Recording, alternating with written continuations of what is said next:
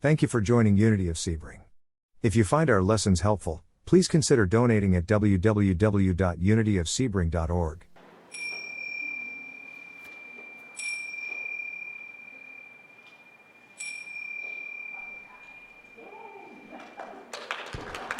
Good morning, everyone. Welcome to Unity of Sebring. I'm Tena Conyer, and I'd like to welcome you here this morning.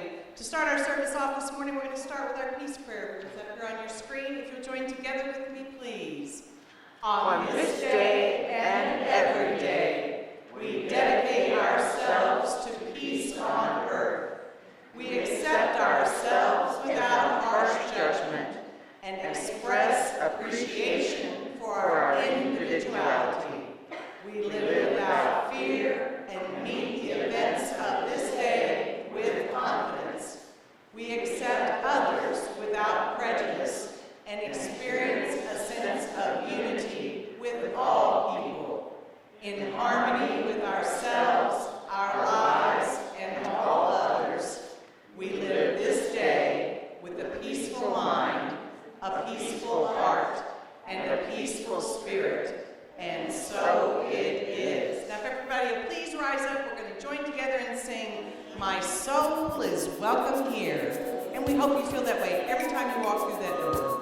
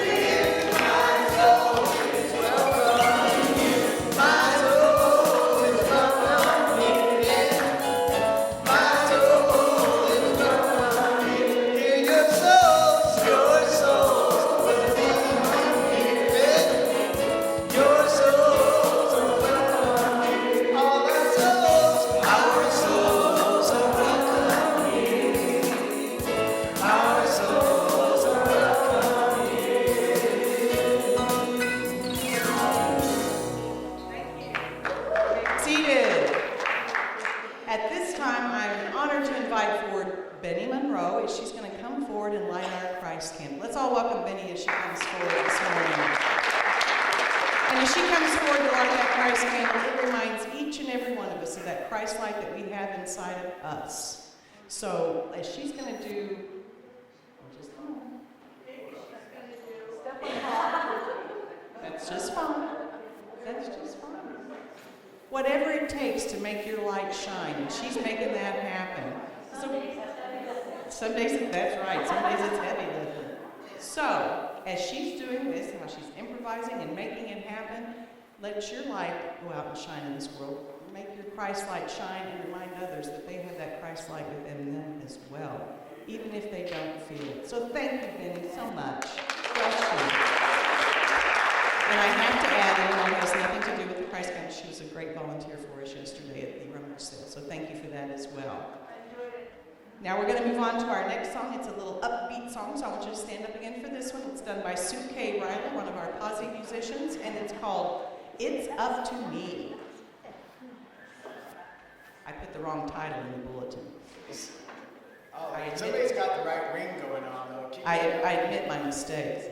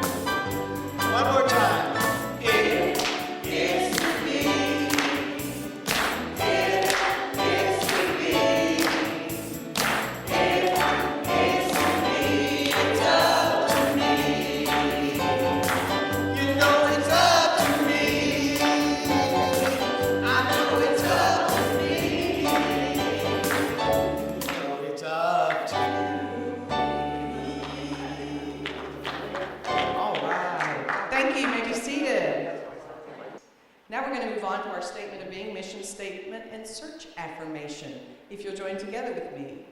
There is only one presence, one power in the universe and in my life, God the good, omnipotent.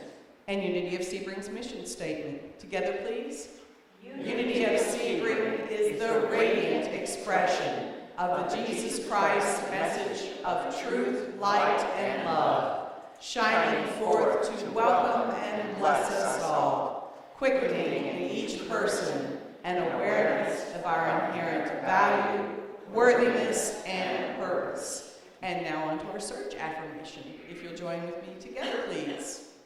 Guided by love, inspired by truth, and grounded in faith, we open our hearts to meet, to harmonize, and to unify with our new spiritual leader. We've got one more wonderful song this morning before we start our service, and it's another one by Daniel Nahmod, and it's called I Am an Instrument. It's another standard. Yes, this is a standard. I'm sorry. Thank you, Adam. You have to remind me sometimes. I forget sometimes. It's a standard. I am an instrument of the divine.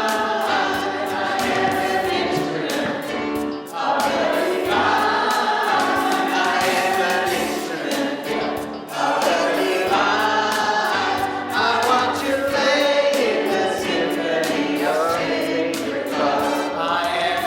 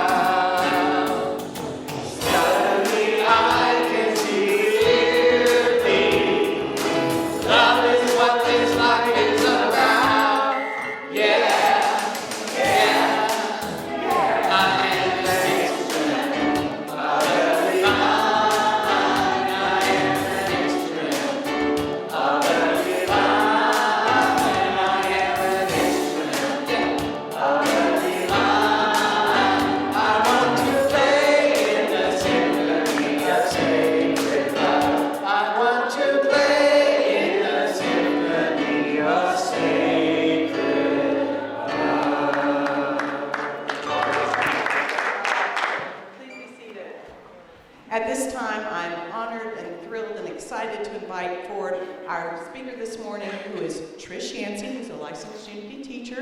And we had a big write-up on her last week. We may have still gotten one this week. And let's welcome Trish as she comes forward to present our lesson and our meditation for this morning. Please welcome her forward.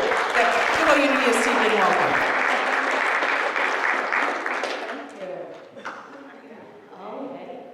And you have a podium that I can actually be seen behind. I have gone to some churches and said, excuse me, I won't be there, I'm 5 foot tall. And you see the top of my head giving the service.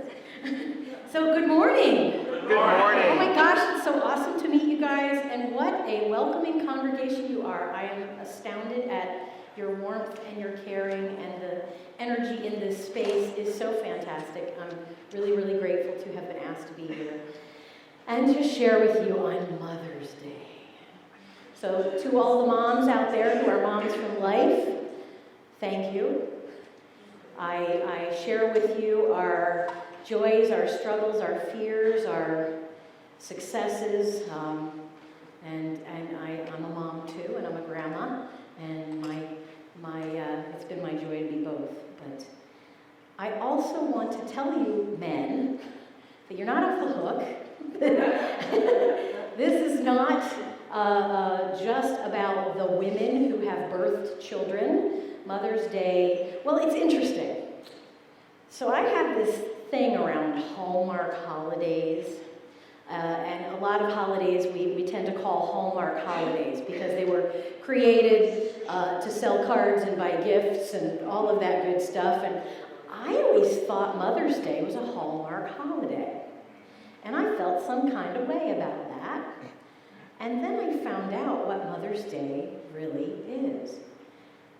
Mother's Day was created, well, through history. There have always been celebrations of mothers and birth and all of that good stuff. But in the United States, Mother's Day was not created to be what seems like a Hallmark holiday or the way we celebrate it today. It really wasn't.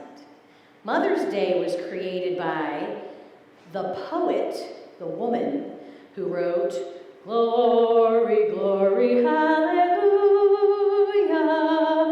Familiar? His truth is marching on. Julie Ward Howe, in 1870, she was an abolitionist. She was a radical. Sound familiar? She was a radical, and she said, you know what? I have had just about enough of war. I have had just about enough of anger and hatred and one-upmanship. And you know, if moms ruled the world, I've heard that before. If moms ruled the world, we wouldn't have this. And so in 1870, she began a movement. And she called it Mother's Day because it was a call to all mothers to stand and be heard. This was her proclamation for Mother's Day. No, this was her proclamation for Mother's Day. It's a little long, so hold on. Arise, all women who have hearts, whether your baptism be that of water or of tears. Did I mention I'm a crier? Sorry. Say firmly, we will not have great questions decided by irrelevant agencies. Our husbands shall not come to us reeking with carnage for caresses and applause. Our sons shall not be taken from us to unlearn all that we have been able to teach them of charity, mercy, and patience. We women of one country will be too tender of those of another country to allow our sons to be trained to injure theirs. From the bosom of the devastated earth, a voice goes up with our own. It says, disarm, disarm. The sword is not the balance of justice. Blood does not wipe out dishonor, nor violence indicate possession. As men have often forsaken the plow and the anvil at the summons of war, let women now leave all that may be left of home for a great and earnest day of council. Let them meet first as women to bewail and commemorate the dead. Let them then solemnly take counsel with each other as to the means whereby the great human family can live in peace, each learning after his own time the sacred impress, not of Caesar, but of God.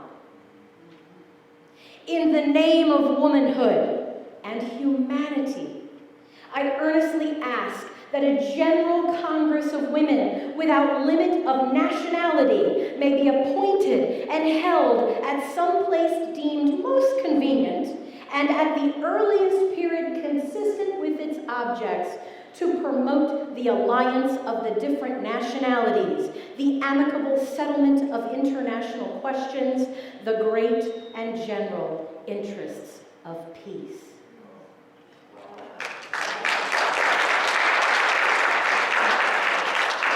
$1870. Doesn't it feel topical today? Oh my gosh, where's the council? I want to be on it. I want us all to be on it. Oh my goodness sakes. So that's the birth of Mother's Day, my friends. I don't know about you, but it radically changed my perception of Mother's Day. If you've been a mom from birth, then you've probably tried to raise children up to, as she says, charity, counsel, kindness, caring, all of those things. We hope the best, we wish the best, we try all we can to do things like that. And then you have to release it, right? See, that's the hard part. We make those great declarations. We want love. We want peace. We want that to be prevailing. And then we show up in these little bodysuits with egos and agendas and something to prove. And that muddies the waters. It makes it a little harder. So that was the proclamation in 1870. Let's move to another mom for a moment, shall we? Oh, about 15 years later, who was told, well, Myrtle, we've done about all we can do for you. You are terminally ill. It's time to get your affairs in order. And for those of you who are familiar with the history of Unity, know that Myrtle Fillmore was sick all of her life. She was told all of her life, well, your father's people are a sickly lot. Sorry. Bad luck. You just came into that family, so you got the cards you were dealt, and that's it. Except she had 3 young sons, and a husband we all know, Charles Fillmore, who was a bit fiery, as she was.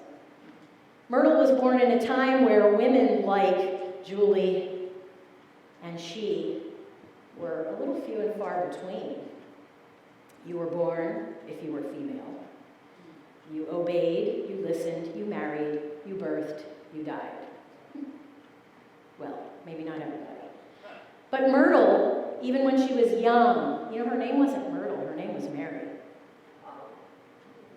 That always shocks people when I say that. Her birth name was Mary, and her father used to do this little sing-song thing, and he called her Myrtle-lee, Myrtle-lee, Myrtle-lee, and Myrtle stuck. Myrtle was always a little bit of a firebrand. She was a redhead when she was young. And she grew up to kind of pave her own path. The fact that she claimed a different name at a young age just kind of said it all for me. And she grew up, she went to college. She became a teacher. She had her own school. in the mid-1800s. So when she was told, before she was 40 years old, that she needed to get her affairs in order and that life was done, she decided, like our friend Julie, who wrote the Star-Spangled Banner, maybe not. And she and Charles set out to find other alternatives because they had exhausted medical science. Medical science at the time had done everything it could for Myrtle. Her kids, as they grew up, regularly said, oh my gosh, she fed us every medicine that they fed her so that we wouldn't get sick. So their whole house ate all sorts of ridiculous different kinds of potions and medicines while they were trying to cure Myrtle of tuberculosis and everything else that was happening with her. And so they started a search. And they looked around. They went to New Thought. They went to Eastern religions. They went all over the place. Charles was kind of a scientific man, and Charles wanted some scientific way to get through this. He wasn't real into spirituality, and he didn't buy into it. And he was like, yeah, okay, God stuff, whatever. There's got to be something here that is going to let us get through this in a scientific way. So he started researching. And they went to so many people and made friends with so many people in the New Thought movement, which is why when Unity started, it was very aligned, well, not why, but when Unity began, it was very aligned with the New Thought speakings and beliefs of the time. It still is. And they went to all sorts of places to hear everything they could. And in 1886, they found that there was a gentleman touring through town named Dr. E.B. Weeks, and they went to hear Dr. E.B. Weeks speak. And he did, and in the course of his talk, he said, I am a child of God, and therefore I do not inherit sickness. They got to the end of it. Charles said, okay, next. And Myrtle was mind blown. That line changed everything for Myrtle. It changed her life paradigm. And so they went home, and Myrtle said, could I have a moment, or a month, or a few? I need to figure out what this means. I have to unpack this. I have to know what's happening within this. It's birthing something in me. You don't have to be a woman to birth something. Men are doing it all the time. We are planting seeds everywhere we go. Sometimes it's one seed at a time. Let's see if I can do this without knocking everything off. This is the biggest seed I've ever known of. Coconuts. One seed at a time. One seed, one tree. Coconuts are very resilient things. They float. I live down in Palm Beach County, and that's why we're called Palm Beach County, because all these floated from somewhere else and seeded the whole beaches with palms. One seed. Within the seed are all the ingredients needed to begin the life. What the seed encounters once it becomes planted will determine whether it continues. You don't have to be a woman to birth. So Myrtle and Charles went home, and Myrtle went and sat with prayer and her notion of prayer, and realized we're talking about the 1800s. Language was very specific. Language was very God-oriented. Eastern religions, they were a little spooky to people. But yet they had reached across for truth across all spectrums. Where does it exist? Where can we find it? What can we use, and how do we take it from it? So Myrtle went home and thought, okay, I'm a child of God. I do not inherit sickness. So where did this come from? My belief system, maybe? Maybe what I grew up with? Maybe what I embraced as my own? Maybe what I birthed inside myself? And this aha came to her, and she said, wait, this prayer thing. And the first time I read this, and I wish I would have brought the book now that it popped in my head, Basically, Myrtle later had said, we don't send prayers out at all. She said, where would you send them? There is no out there. It's all one. That took me days when I first read that one. But so Myrtle said, I think I've been doing this expecting someone to save me. And I think I've been doing this in a way that of a paradigm that I just bought into. And I think it's time for a new paradigm. And what Myrtle did was, instead of praying to, she prayed through. And she started sending gratitude to every center, as she called them, of her body. And she started saying, oh my gosh, thank you so much. I have believed really lousy things of you, and you have carried me through this life and birthed my children and done amazing things through me. I'm so sorry. I'm so sorry I believed that you were anything less than godness. So daily, she started to send messages to every center of her body. Thank you. No matter what happens tomorrow, thank you. I love you. I was wrong. I get it now. You are of God. So go ahead and God. And in not too long of an amount of time, people started noticing that Myrtle wasn't so sick anymore. And within a year, neighbors were asking, what is going on with Myrtle? Within 2 years, the mailman's child had been healed, and the milkman's family was regularly meeting with Charles and Myrtle to discuss what had happened with Myrtle. And people started to say, she's a healer. And she said, no, I'm not. She said, but let me tell you what I've been thinking and feeling and doing. And if it resonates for you, maybe we can do it together, and maybe it'll work for you like it works for me. And people started coming to Charles and Myrtle, and then they started a prayer group, and then they started a magazine, and then they started what now is Silent Unity. They were originally holding what they called class thoughts every night at 9 p.m., wherever they were. And then people started to say, what's going on? Because Myrtle, there was not a trace of tuberculosis in Myrtle's body. Nothing was wrong with her. Now, here's the key. I can say, I'm happy. I'm happy. I'm happy. I'm successful, have all the money I want. And if in here, what I'm vibrating is, I'm not worthy. I'm happy. I'm depressed. I'm rich. Oh my gosh, I gotta pay my bills and I'm scared I don't have enough money. The universe does not speak English. It speaks energy. And the energy goes beyond any word that will ever come out of your mouth.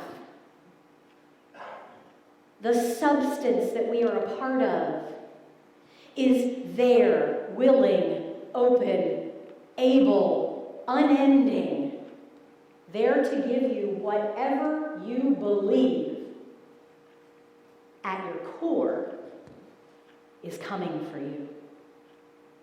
Now, that's not to say, I know that we find each other right now in the same type of space. It's called liminal space.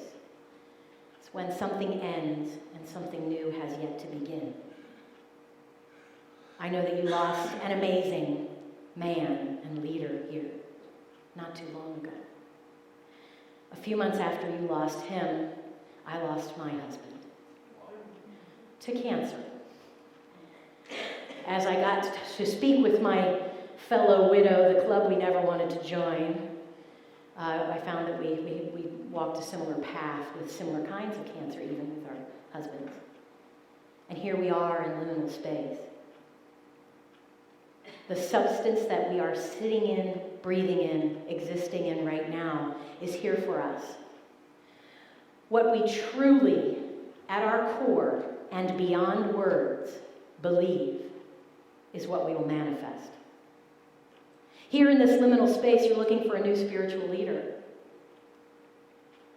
I love everybody has just been so amazing and so welcoming, and oh my gosh, whatever that person, wow, are they going to be blessed? Are they going to be blessed? I would like to encourage you to pull a Myrtle as you look for your new spiritual leader. Don't think of containers. Don't think of specific appearances. Feel. Have you ever heard the story, Pray Rain? So there's this story. A man went to pray up on a mountain because there was a drought. And he brought a friend and said, I'm going to go pray rain. And the friend said, oh, I'll come with you and pray for rain. He said, no, I'm going to pray rain. And he stood, and he didn't pray for rain. He felt the rain on his face.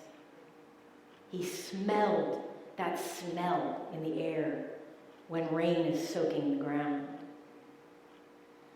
He thanked the clouds for bringing the rain. As you search for your new spiritual leader, pray unity. Pray peace, pray love, pray what it is you're looking for. Just feel it. I, from walking in these doors this morning, never having walked in them before, assure you the call is out. I can feel it. Were I in a different space in my life right now, I may run right up here and sit on your front door till you let me stay. Pray unity of Sebring when you pray. So Myrtle, Charles, when he saw what was happening with Myrtle, he said, okay, can't ignore this. And he said, okay, I'm going to do the same thing. You know, Charles, when he was young, fell ice skating and injured himself. And one of his legs was 4 inches shorter than the other. So he walked with a brace most of his life. And so Charles said, okay, fine, you can do it, so can I. And so Charles went into his room and said, okay, God, do something. All right, she did it. My turn. And for months, he sat in his room like this. Why haven't you done something? Why haven't I noticed anything? Why don't I feel anything? Come on, God, do something. Yeah, that doesn't work. I'll save you some time. Doesn't work. Pray rain. Pray gratitude. Birth, seed, with what you want to feel. We can get so bound up in appearances that we forget it doesn't really matter what the person looks like. People are beautiful when they're doing what they're meant to do. I don't care what the package looks like. They're gorgeous when they're doing what their heart is meant to do. Don't forget that.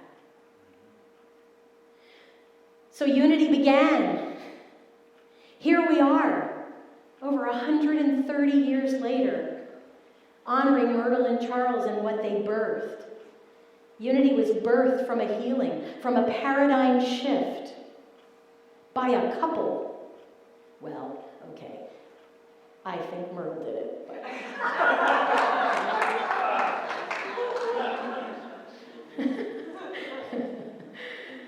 So we sit here today basking in the birth still. Glory, glory, hallelujah, right? What are you birthing? What are you seeding? Do you have one seed, like a coconut, that was this idea that you've held on to forever, that maybe you don't think you're good enough to try or capable enough to do, or worried that you'll be embarrassed? Oh my God, I have embarrassed myself so many times in front of so many people doing this, what I'm doing right now, or singing songs. Don't worry about being embarrassed. Whatever. We're here for the journey, right? So do you have one idea, or are you like this beautiful pine cone? Pine cones are seed holders.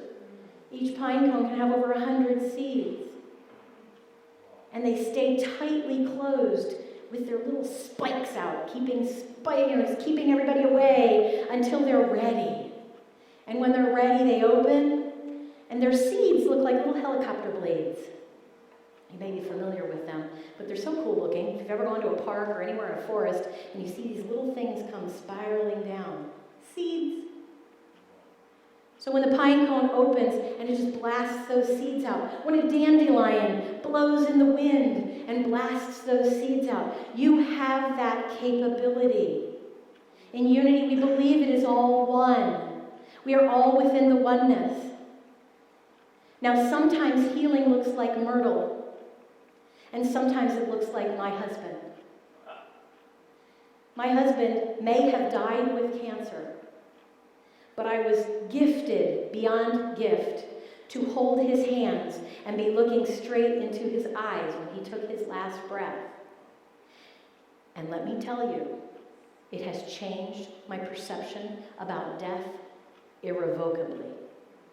Because when my husband died, he had the most beautiful aha come across his face. It was sacred. It was breathtaking.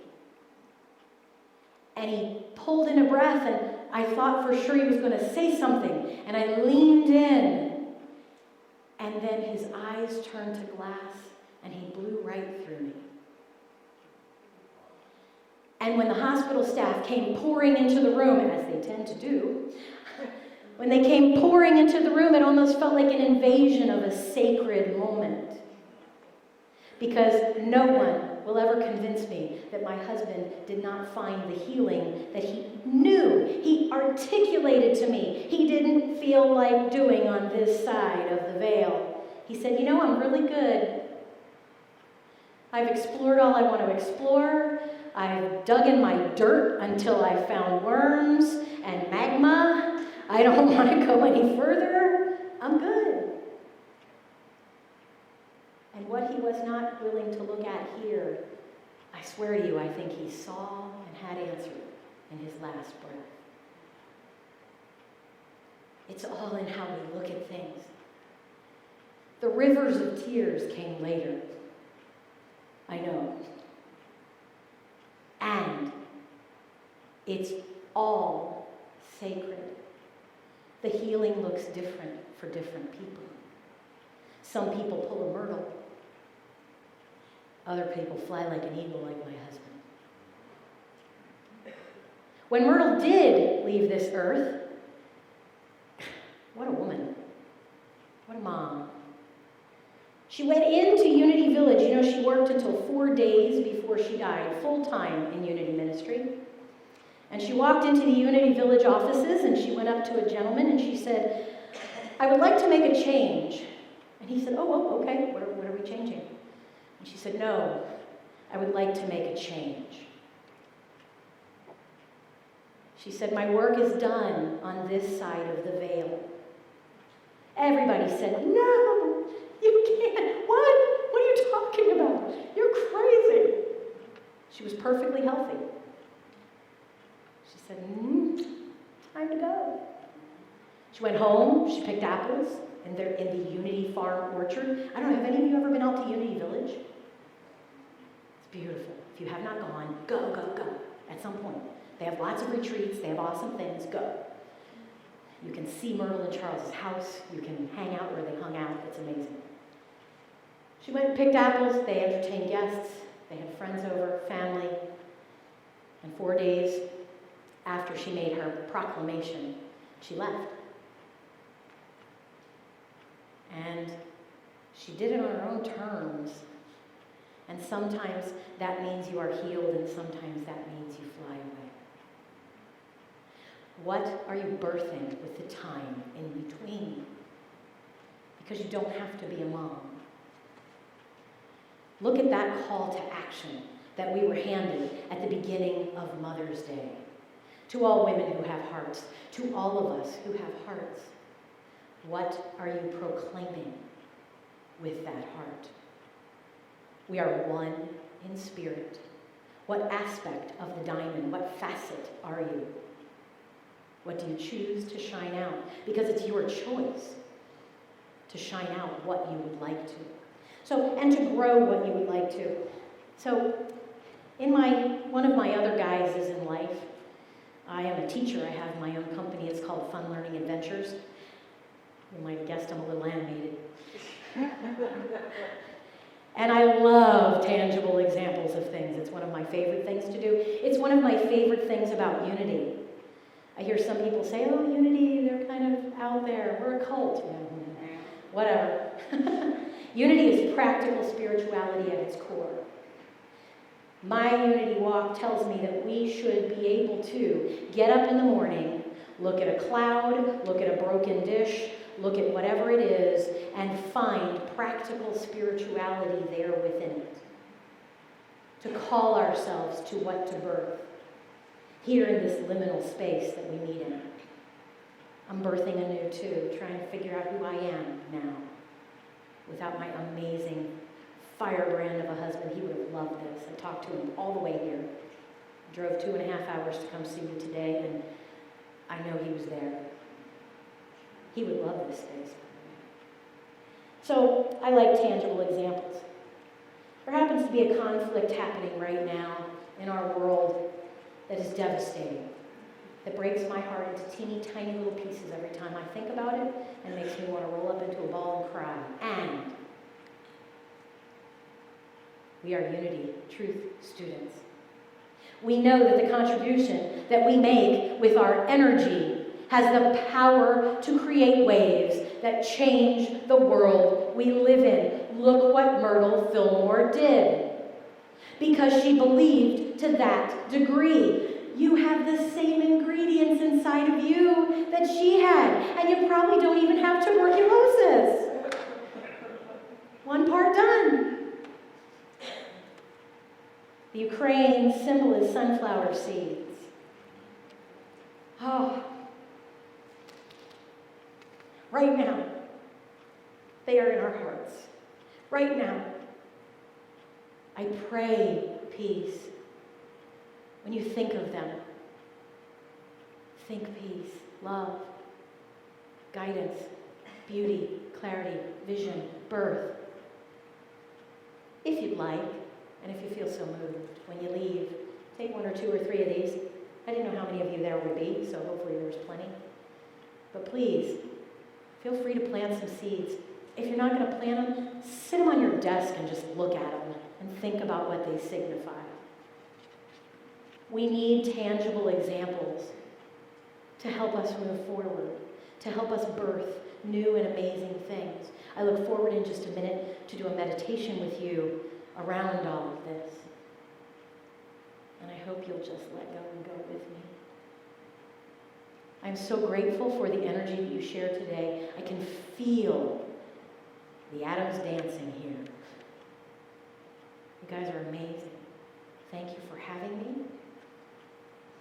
Let's shift gears and meditate in just a moment. And again, if you want, when we're done, we're not done yet. Don't go anywhere. When we're done, if you want to, take one of these. So let's prepare for meditation, shall we? Thank you.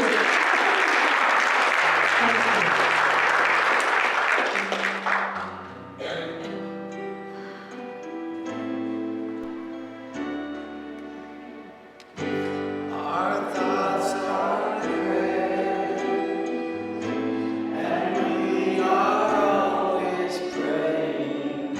Our thoughts are prayer. Listen to what you're saying.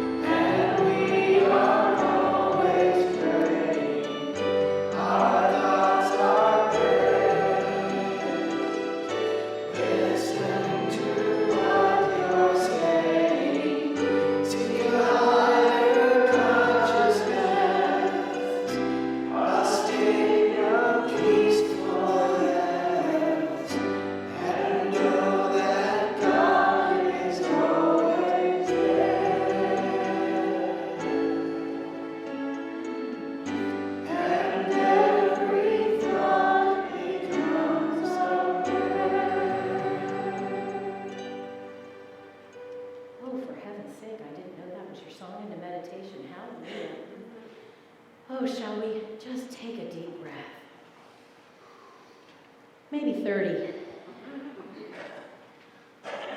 Just allow yourself to relax back into your chair. Be fully, completely, just relaxed, supported.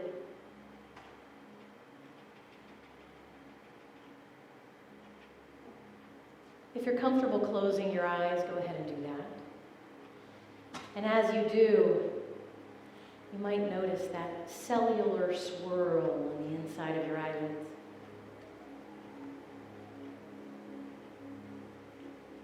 Feel free to just watch it move. As you breathe, feel that breath going not just to your lungs, but through your organism, through your body. Every breath released, cleansed. The energy transmuted into light. Every breath in, one more cleansing breath. We feel it saturate every cell with possibility. We allow it to pull us gently, ever so gently in.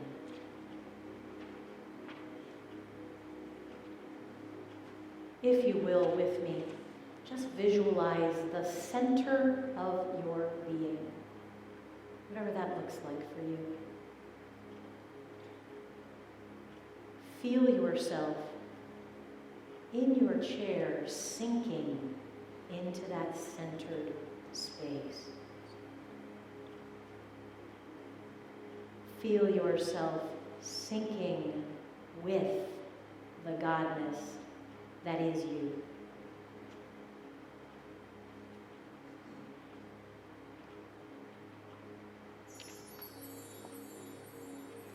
And just follow that flourish in. Feel it enlivening your cells.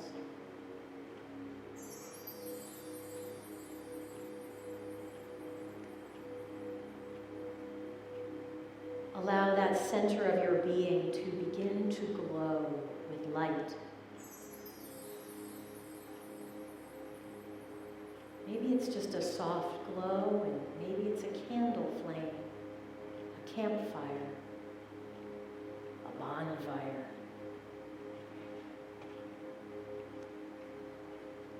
Just sink into that light. Allow the very cells of your body to vibrate with that light.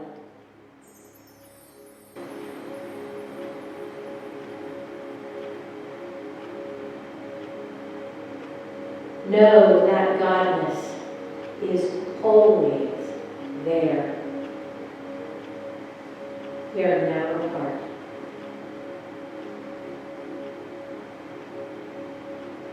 This step within, always accessible to anyone. See that glow, that fire, that flame, that light expanding.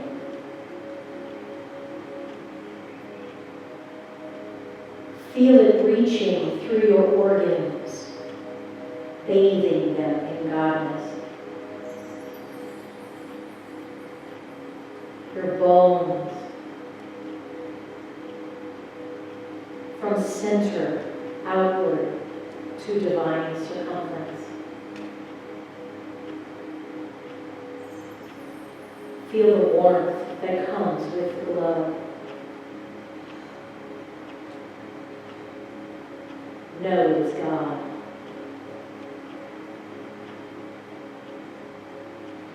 Feel that warmth all through your body, from your head, your shoulders. Allow them to continue relaxing. Your back, your stomach, arms, hands, legs, feet. Feel it moving from your feet right down into the floor below you. Feel it moving from the top of your head right out into the room.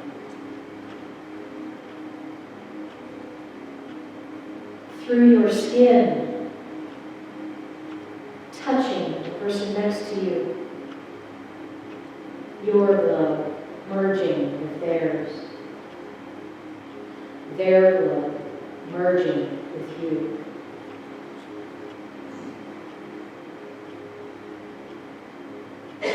And then out even further, sending it to the walls of this room, the ceiling, the floor.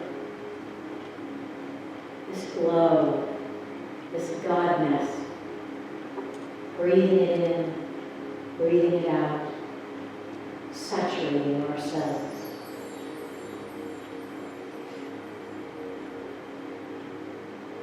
And then further still, through the walls, through the ceiling, through the floor, outward into the acres around us.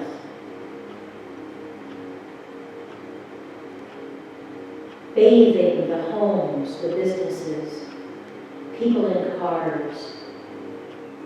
This light from the center of one human to the circumference of the world.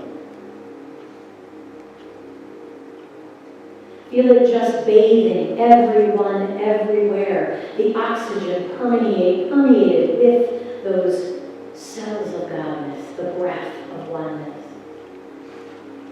Feel that spreading all around our planet. Light. Love.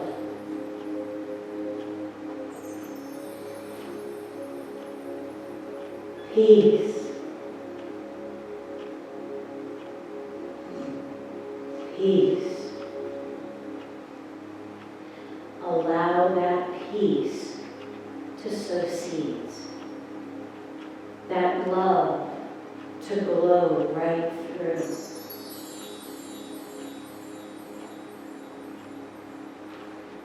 Here we are still and we know that it is God. From each one of us, that light sent forth, that warmth sent forth, blanketing our planet.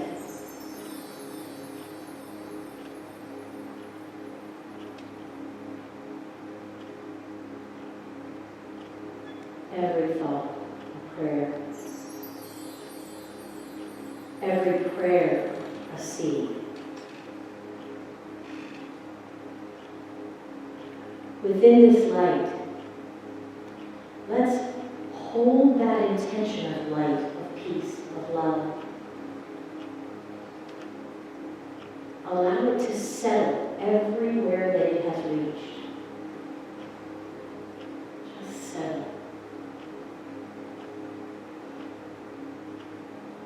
We are that change, that peace, that love, that light that we have been waiting for. We have the power to change our very existence.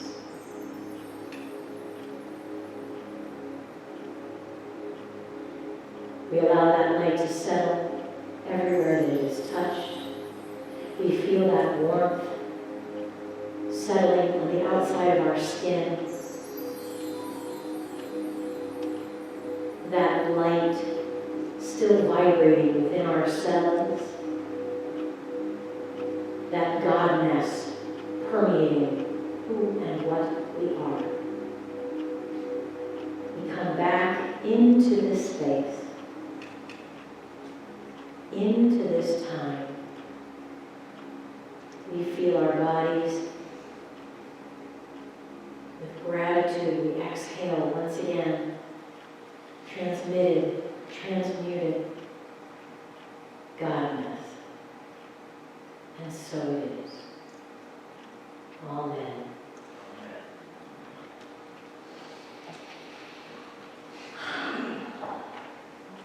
You are awesome. Oh, thank you.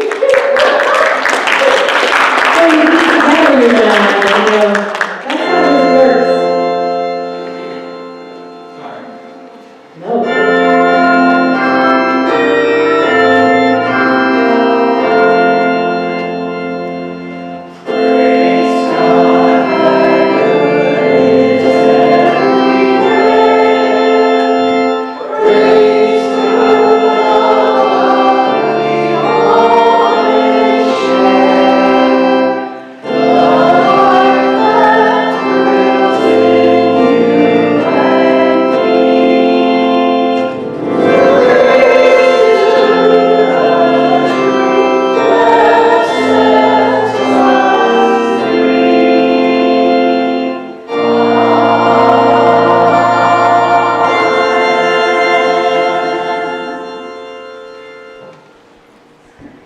I'm just going to place those there if that's okay. Wasn't she awesome? We hope she'll be able to make that drive again another time. So my people will talk to her people, which means I'll talk to her. And join together. The light of God surrounds us. The love of God enfolds us. The power of God protects us. The presence of God watches over us. Wherever we are, God is, and all is well. Now if we can try and form a circle, we'll join together and sing, Let There Be Love on Earth.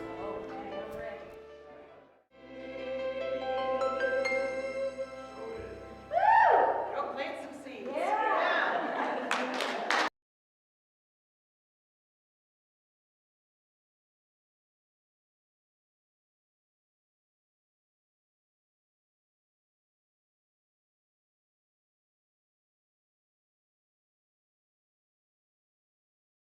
Thank you for joining us. We look forward to seeing you again soon. For more information, please go to www.unityofsebring.org.